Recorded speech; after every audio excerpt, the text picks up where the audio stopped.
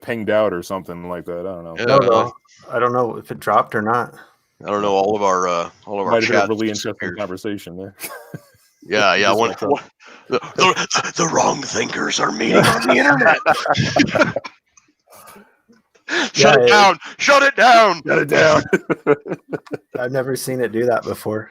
Yeah. Yeah, that's weird. But yeah, man. So these last couple of years have really been kind of a golden age of new and interesting that come out in the firearms market. Before that, it was a golden age of if you owned an AR, an AK, a Glock, and a couple of other like widespread guns, like you were, had an embarrassment that you could do. Everybody else was kind of on the outs, but if you filled at least those three, you were golden. And in a couple of years, people have kind of got the AR, AK, Glock fatigue, and there's a lot of interesting things that came out over the last couple of years. So has anything tickled your fancy? Have you said, I want to get my hands on one of those things? I love novelty guns and I love Saturday Night Specials. I wouldn't ever carry them for real for any kind of work purposes, but Kel-Tec, it's a horrible fucking company and it makes terrible guns, but like they are legitimately the only gun company I can think of off the top of my head that is actually trying new things. Hold on, I gotta pipe in. Are you packing a P50 on your investigations? I wish, man. No, everybody's trying to kill the Glock, or they're trying to kill ARs, or they're trying to kill AKs if they're weird. But the real innovation happening is ironically with the worst company. Kel-Tec is trying new things with like different configurations and calibers and magazines and stuff like that, and it all looks really cool. It runs like absolute ass. So nothing as far as like innovation has tickled my fancy outside of the novelty factor. Nothing is going to really change my Gen 3 Glock because I'm a fucking old asshole and I'm set in my ways. But I love the idea of new guns. I love the idea of like these novel, like, someday, Kel-Tec is going to come out with some fucking caseless shit that's going to be like really cool. And it's going to run like absolute terrible ass on the range, but it's going to be really cool. And I'm going to own it, everything that I've seen as far as like just general, like quality, quote unquote companies, it's just been more of the same, man. It's just been like, oh, this is a Glock killer, this is an AR killer, this is a AK killer. It's like, okay, tell me something different, man. Right? Yeah. That's kind of the way that I am too, man. And like when it comes to those top three, the Glocks, the AKs, and the ARs, I'm bored. I don't care. Yeah, exactly. And when's my fucking plasma rifle, right? Yeah, but yeah, and you are absolutely 100 correct. Is that Kel-Tec is the one out there that is innovating and bringing new and interesting ideas to the market. And yeah, the guns suck. Yeah, but absolutely. But the plane that the Wright brothers built sucks too. Exactly. Yeah. So, that thing is it barely gets off the ground, but like at least it got off the ground. Yeah. And that's If you do it first, you're going to do it worst. Exactly. There was, I can't remember what edition Glock it is, but it's the 22 caliber one that they just came out with. And I remember, looking at that, I was like, this is gotta be fucking awesome. Yeah. There it is. And, I was looking at it and I'm like, okay, this is going to be sweet. I got a 22 Glock. I could just take this as a range and just plink all day as a 10-round magazine. I'm like, what the fuck, man? You could hold 30 in that thing. What the fuck did you do? And, the thing that I think was the most offensive about the Glock 44 was not so much the design of it, because it's fucking blowback 22 big deal. It wasn't the 10-round magazine. It was the hype. Yeah, exactly. I mean, Glock was balls talking about new gun coming. It's gonna be awesome. Everybody's gonna love it. And then it's like, oh, it's a G19 and 22 with the 10-round magazine. Yeah, it's yeah, I could just get a conversion kit for that and get the same fucking effect, and I have to buy a new gun. It's bullshit. Yeah, and with the problems that they had on launch with like slides cracking and magazines nose diving and everything. It's How like, do you fuck that up at 22? Glock perfection. Oh my god. I love that company so much. It's my go-to. I will never deviate from that company as my carry gun, but I hate it so much. It's kind of like Libertarian Party, you know. It's just kind of like I love it, but I hate it, you know. Yeah, boy, you just opened up a whole new set of salty wounds when you bring up here we go. the Here we go. LLP. Segue into our respective bids for office here. Like, yeah. Let's talk about that. You had a write-in campaign for president of the United States, the man who is working harder than anybody in the country to make masculinity toxic again. That's right. Was running for president. So tell us how that went. Yeah, I got like 50 votes or something like that. I got them all saved on my hard drive. I got the ballots like printed out, you know, in a nice camera format. So that's my little. I'm gonna wallpaper my office at some point with them. But yeah, that was my sweet claim to fame. You know, when I die, I can be like, yeah, I ran for president in 2020, and nobody can take that away from me. So that's my that's my ultimate, you know, swan song there. I understand you got what was it, 1.7% of the vote or something? 3.8, sir. 3.8. Oh my god, you did better than the national average. Good job, sir. Right? Yes. 10,700 Nebraskans decided to check the box next to my name. I defer to your expertise in that regard because you got way more votes for Congress than I did for president. So yeah, good job on you. Well, I was actually on the ballot. You know, everybody else wrote me in just as a joke, but you know, I didn't have to rely on an internet shitposting campaign to get my name on the ballots. I was actually there, but the fact that many people checked my name on the box and I did like fucking zero campaigning tells me, you know, maybe Nebraska's ready to secede. I got a super fan here. He just commented that his girlfriend voted for me for mayor of I think it was Portland, or maybe it was Seattle. Was it Portland, buddy? Yeah, I think it was Portland. So yeah, That was the second office that I was eligible for was mayor of Portland. Oh God, I think I'd be like, I will cordially decline. Yeah, I'm not gonna touch that one. That's like being governor of Florida. It's like, yeah. Enough crazy to last a lifetime in that place. Exactly. All right, yeah. So segueing back into the new and fun guns and everything. Sure.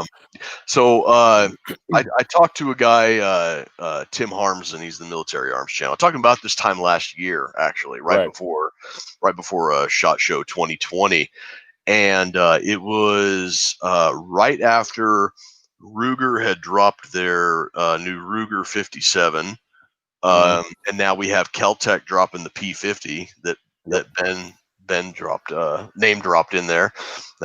And so I asked him, and I'll ask you too, is this going to be a flash in the pan, or is this going to be time for 5.7 gang to run? You know, a 5.7 is kind of one of those meme rounds that, like, I really like it in theory.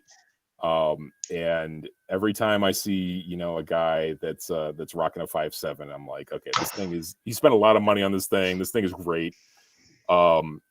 It's just, it's such a fucking meme weapon. I can't even, I'm like, no, man, like, just give me a clock. What are you doing?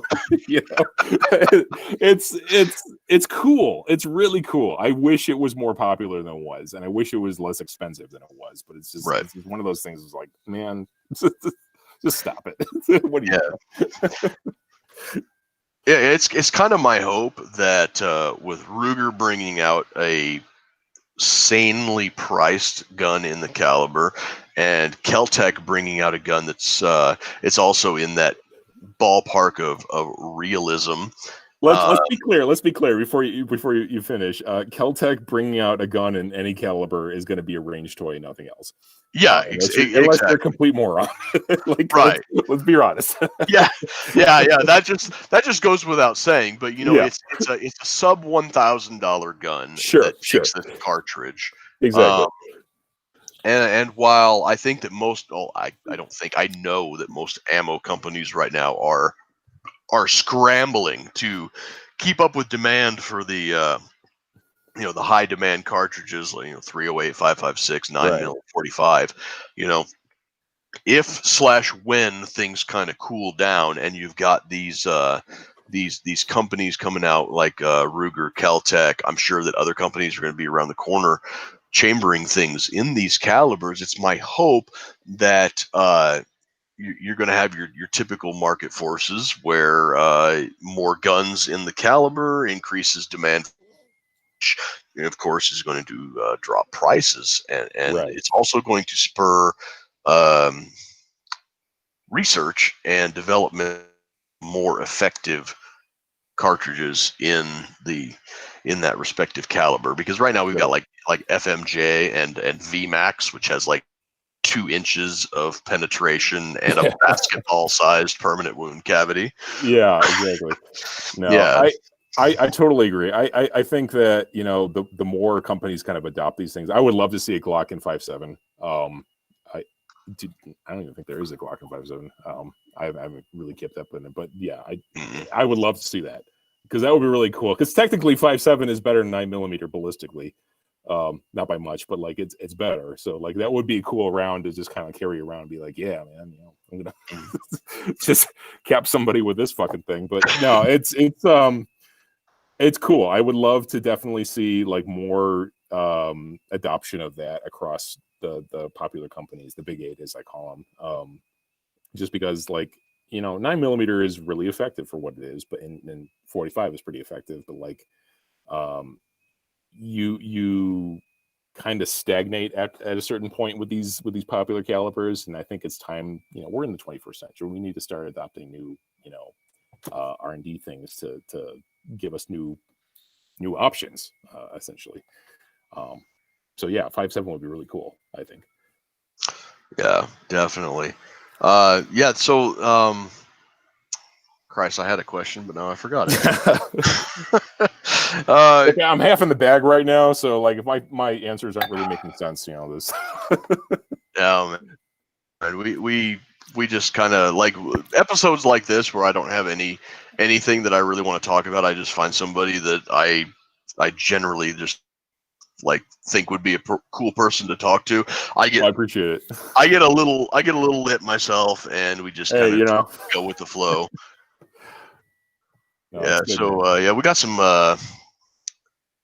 Caleb Bennett says, "Bring back the Tround." My buddy Gary down in Georgia says he calls it call it because 3 mags hold 29, one holds 28, and the other holds 28. Yeah. So yeah, Keltec's quality control is like absolute garbage. Oh yeah, it's notorious. And I don't get me wrong, I absolutely love Keltec for what it is. What it isn't very good, but like what it is a kind of a fuck you to the mainstream gun manufacturers, which is again, they're trying to be Glock, they're trying to be ARs, they're trying to be AKs. They're trying to supplant a market that's already saturated and with their own personal brand of bullshit. And perfect example, I'm going to get a lot of shit for this, is the CZ P10C. That they label that as the Glock killer, and it's just like it's a what's the fucking difference? There's no real difference outside of like little minor niggling things that, like, if you really care about that, it's better, but it's the same fucking thing at the end of the day. It's 6 of one, half a dozen of the other. So like I really like the idea of these companies kind of coming in and taking risks and trying new things, even if they don't really pan out. I would like to see a company that's actually competent at quality control try to take on Keltec's designs and make something of it, because I think that would be really cool. Like KSG that was actually made to spec, like, would be fucking awesome. Right. Yeah, and I love their KS7, the single tube model. Yeah, I think that if they adapted that to a detachable mag, whether it be like the MKA 1919 or a Saiga 12 mag, that gun would be like hell on wheels, man. yeah, exactly. And if you made these things to some kind of like consistent quality, Yeah. I think they would be really like a heavy hitter contender. Unfortunately, I think they're kind of like the Elon Musk of firearms. They're just kind of like throwing shit out there and seeing what kind of is novel and what is fun. Right. They don't really care about the end product so much as just the idea of innovating it. Yeah, and that's the feeling that I get from that company is it's not like they're out there trying to like be the next AR-15 or be the next Glock 19. They're just throwing wacky shit out there, and it's really making the other big companies think, oh, hey, that's possible. Yeah, let's see if we can do it better. exactly. And I would like to see them do it better. A lot of them are like, well, but we could just make another Glock. It's they're not really taking the risk, and I think that's a shame. Yeah, that is the real fatal problem that most of these big gun companies have is they're afraid to take risks. Yeah. They're so worried about their bottom lines that you got companies like, well, let's just go back to Ruger, like, or Yeah. even an even better company would be SIG. Yes, perfect example. SIG is a company that in the last few years has come out with all of these really, really, really cool, and on their face, if you don't dig into it, they're really cool and really innovative, but they're all based on the AR architecture, like the MCX, the M400, the 516, and 517. And the thing that pissed me off about the direction that they headed is that SIG is a manufacturer that has like a couple hundred years of quality development and manufacture under its belt, and they have their own stable of high quality, highly indigenous designs of their own.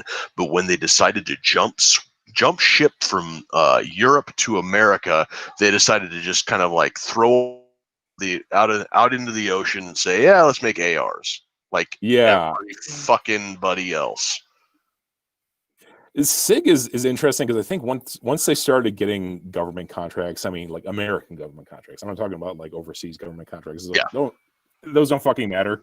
I'm going to anger some European people that are following my page and listening to this podcast right now, but like your governments don't really matter as far as like arms manufacturing goes. Once they got government contracts in America, it was pretty much just kind of game over. They could do whatever the fuck they wanted. So quality control just went down the hill, and their need to really stand out kind of went down as well.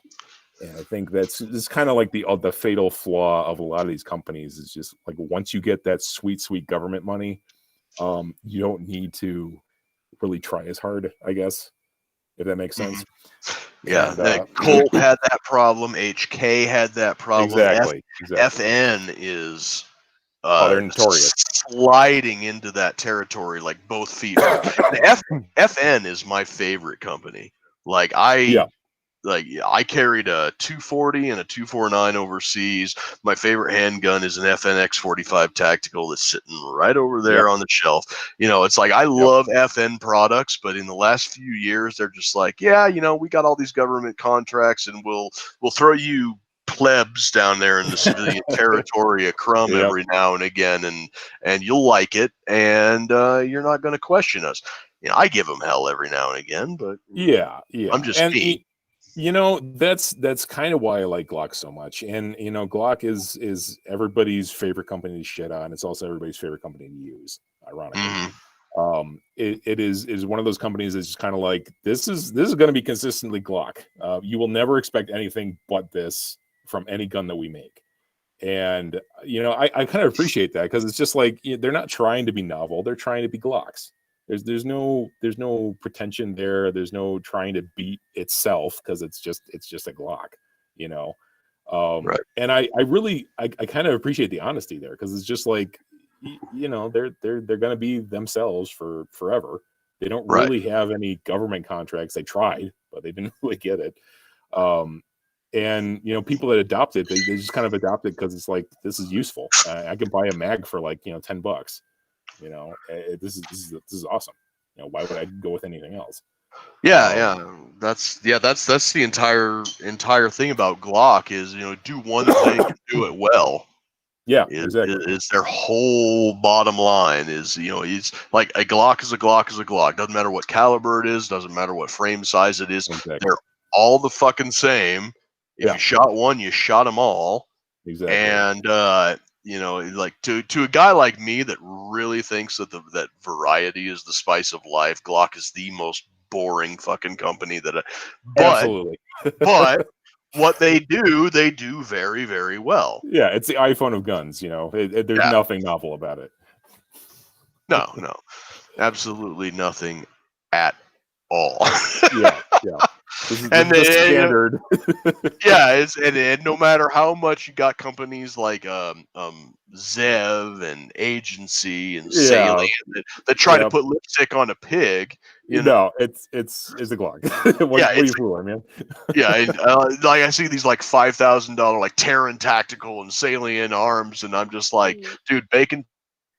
No matter how you cook it, this pig, don't put any more lipstick on the pig. It shoots a little bit better here and there, but by and large, the average fucking fedora tipping nerd that's got the money to go out there and drop on this $5,000 Glock is not going to shoot it any better than he's going to shoot one that comes straight from Austria from the factory. Exactly. You know, and yeah, my Georgia Glock here is completely stock. And I get a lot of shit for that. I lost count of the number of times on my pages that you know, somebody's been like, you know, Glocks suck, and they make fun of me for, you know, running stock, and I'm just like, look, there's two reasons why I run stock. A, it fucking works. I'm used to it. B, you know, if I spend a bunch of money on a Glock and I actually have to use it in any kind of like defensive capacity, that thing's fucking gone. I'm never going to see that thing again. If it's in the evidence locker, it's not coming back. So that's just kind of like you get used to the stock Glock, and you're just like, you know what? Like this runs fine. I'm used to this. I can shoot really well with this. I'm just gonna keep it, you know. Yeah, and why would you do anything differently? Exactly. Yeah, I'm gonna get a lot of hate for that, but you know. I know, you know, from a litigation standpoint and the possibility of losing the gun permanently or for a significant amount of time due to defensive gun use or whatever, those are all very valid points to bring up. And but at the same time, I'm the kind of guy that I can't buy a gun and not fuck with it. Well, yeah, if you got the skill, obviously mod it to, you know, Kingdom Come. That's your prerogative, and you know, if you're a gunsmith already, like, you go nuts. That's kind of what I said. You know, I know some Glock armory and stuff, but you know, I'm not like a super nerd about it. You know, it's just kind of like, just leave it alone. I know how to fix it when it breaks. That's pretty much it. You know. Yeah, like I bought my old lady an M&P Shield 9. Those are great. I love those. Yeah, and then I put like $600 of aftermarket parts in it because I just can't not. You know, it's like, let's get the Apex trigger, let's get the silencer code barrel, let's get the TFX Pro sights. You know, it's like let's get all of this cool shit and put it on there, and she can't shoot. Well, you know, it looks really cool, so that's really what's important. You know, you can post on the Instagram. You know. Yeah, you know, you got to be hot for the gram, right? Exactly. Doesn't anybody even still use Instagram? I think everybody's been banned from it. You know what? I go on there, and the only people that I follow on Instagram is like gun and gear companies. Are they still even there? Like, yeah, that's like all I see is gun and gear. Now, if you like click on the little magnifying glass search option, you're gonna get nothing but basically softcore porn. But yeah, it's just like fucking e-thoughts showing their ass cheeks. But you know, if you know the company that you want to look for and you actually follow them on your main feed, they'll be there, and they're somehow still there. That's awesome. Yeah, you know, Instagram is interesting because like a lot of people, especially people close to me, have tried to get me to jump on it. And it's one of those things that like it doesn't have really any functionality when you use it on a desktop like a computer. It's specifically designed for mobile. I just don't have fucking time for that. If I write a comic, you know, and I got it all ready on my computer, I post it on my Facebook, I'm done for the day, you know, unless I write another one. If I want to post it to Instagram or something like that, I got to like upload it to my phone, and then from the phone, like it's just like a whole big pain in the ass. I'm like, I don't care, man. Like, fuck you, Instagram. Like, write a script for like the desktop. Like, otherwise, yeah, I'm not even gonna bother. So that's where I go when I want to like check out, you know, one of your I think is one of your fans, and he says they're still there. Yeah, like I found a lot of really cool cottage industry, small business gear sites on Instagram just by scrolling through and like liking one page, and they'll say you might also like, and then I go to their page. I'm like, holy shit, that's a gear solution to a problem that I had that I was afraid that I was going to have custom made. You know, it's that's pretty rad. I like that the algorithm is actually working to somebody's benefit for a change. For the most part, I see just like a bunch of ads for like the alien gear fucking holster or whatever. Yeah, you know, I look in my Facebook feed and I see that shit. I'm like, God damn it! You know, I don't want to. Just stop. There's two holsters I'll ever recommend to anyone outside of like bespoke, like, you know, really handcrafted shit, and it's Raven and Filster. Everything else is just like, fuck you. I'm not even gonna bother. And you know, I'm sure there's gonna be some small guys out there that are like, hey, you know, what are you talking about? We make really good stuff. I'm like, okay, but it's like, send me a sample companies. And I'll rep you too. Yeah. These are the two companies that matter. Everybody else is like, you know. I carried a Glock 30 for the longest time in a crossbreed hybrid. And that was pretty good. And the outside the waistband holster that I'm rocking with my FNX right now is a Black Point Tactical. Nice. If you've never heard of them out, they have a nice little custom holster builder on their site. And I've also had good luck with Blade Tech. They've been a good. Yeah, I never heard about Blade Tech, but okay. Yeah, they're definitely not a concealed carry holster. It's a big, bulky, duty style, over type of thing. So yeah, we're coming up on an hour right now, and that was that went by pretty quick. I was afraid that we run out of shit to talk about, and I usually keep these things to an hour. So before the show, you said that you turned down a lot of interviews before, and you decided to just do this little show with me. I didn't have to beg or anything. I said, hey, you want to come on my show? And you said, yeah, sure. So like, why me? You have, I don't know, maybe it's the legitimacy of running for office and everybody actually watches your show. No, because I do a lot of undercover work, that's predominantly what I do for work now is stuff that's undercover. You know, that's why you're seeing my avatar right now on my face. You know, I have to maintain a certain level of discretion, but like, you know, turning you down is kind of like turning down the Tonight Show. If you're a celebrity, it's kind of like, why would you do that? So, you know, this is kind of one of those situations. It's just like, you know, if Jay Leno offers you a slot on your show, what are you going to do? Say no? Like, that's fucking stupid. So, no, feel honored. You're definitely in my top slot of guys to go on their podcast with. I do feel really, really good about that. That makes me that's good, man. Makes me happy. You know, it's like, oh yeah, I was gonna rub it on my skin a little bit. All right, yeah. So like I said, we're coming up on an hour now. We got about 5 minutes left. Why don't you or you know, your page, your Patreon, merch, anything that you got to tell people, and just give us some final thoughts. Sure. My page is on Facebook primarily. I use Facebook because it just gives me the widest reach. There's any number of social media sites, and personal websites out there that you can use, but like Facebook really just kind of gets your stuff out there the best, I found. And it's I Survived the Kali Yuga on Facebook. And you can ask for my merch there personally. Just message the page and I'll hook something up with you. A lot of guys like to buy my t-shirts. It's Make Masculinity Toxic Again. It's something that's fun to wear at the gym to freak out the normies. Otherwise, if you like my work, you can donate to my Patreon, patreon.com/I Survived the Kali Yuga. There should be a link here, I think.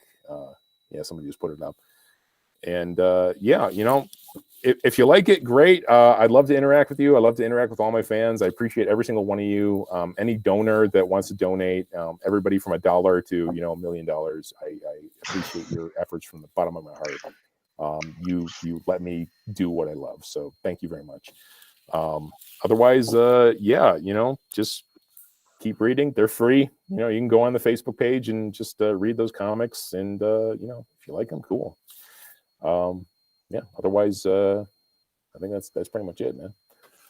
Awesome. Yeah. So if you're fans of ours and you're listening to this broadcast right now, go over to those sites and give him a like and a share and a follow. And if you're fans of his and you're listening to this podcast, go ahead and give us a like and share and follow. We're running up on an hour right now. I really enjoyed this time. Stick around after Ben drops us down and we'll do a quick little after action report. Sure. Everybody, please go think-liberty.com or go and look for the Think Liberty Network on whatever podcasting app you listen to podcasts on. We're on pretty much everyone. Look for our past interviews and shows that we do. We do a show every Tuesday, and I try to get guests like Ed here on my show for Friday nights. You can also go to roads2liberty.com and get one of our shirts. We also have a support group on Facebook. Ben, is that the Green Dragon Tavern? Yes, if you sign up as a subscriber, you get into the Green Dragon Tavern on Facebook. Okay, yeah. If you float some money our way, you can get into the Green Dragon Tavern, and we also have a Patreon right now. Ben, you just set that up a couple of days ago, right? It's not quite ready to go yet. Okay, well, we're working on it.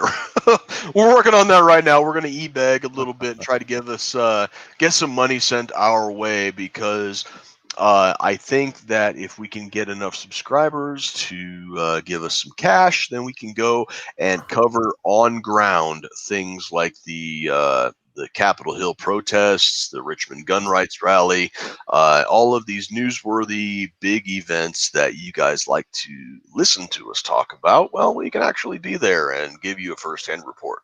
So when we get all of that stuff set up, why don't you give us a little bit of support? So for me, Think Liberty, Ed, Ben, Nathan, all the guys over at the Roads to Liberty crew, thank you so much for tuning in tonight. Have a good evening and